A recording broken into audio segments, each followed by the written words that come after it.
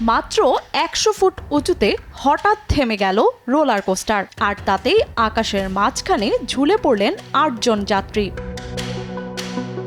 রোমাঞ্চকর roller coaster ride মুহূর্তে পরিণত হলো আতঙ্কে। মাত্র কয়েক সেকেন্ড পরেই যে রাইডটি ঘন্টায় ৫২ মাইল গতিতে নিচে ঝাঁপ দেওয়ার কথা ছিল, সেটি পরিণত হয়েছে কয়েক ঘন্টার দুঃস্বপ্নে।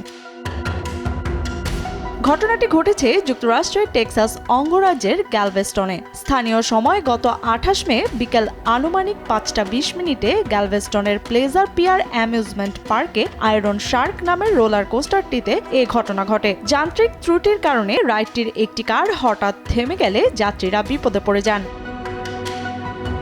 ঘটনার খবর পেয়ে দ্রুত উদ্ধার অভিযান শুরু করে গ্যালভেস্টন ফায়ার সার্ভিসের একটি বিশেষ দল। ঘটনাস্থলে আনা হয় ল্যাডার ট্রাক। এরপর রোলার কোস্টারের নিচে মই স্থাপন করে একে একে আটকে পড়া যাত্রীদের নিচে নামিয়ে আনা হয়।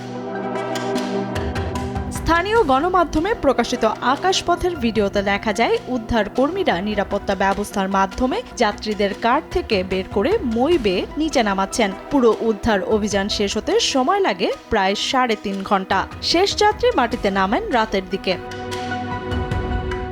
এ ঘটনায় কোনো হতাহত বা আহতের খবর পাওয়া যায়নি। কী কারণে রোলার কোস্টারটি বিকল হয়েছিল তা খতিয়ে দেখা হচ্ছে বলে জানিয়েছে সংশ্লিষ্ট কর্তৃপক্ষ।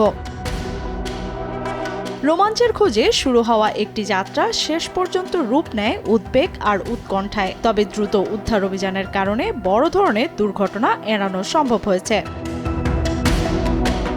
লিয়ানা শারমিন, সময় সংবাদ।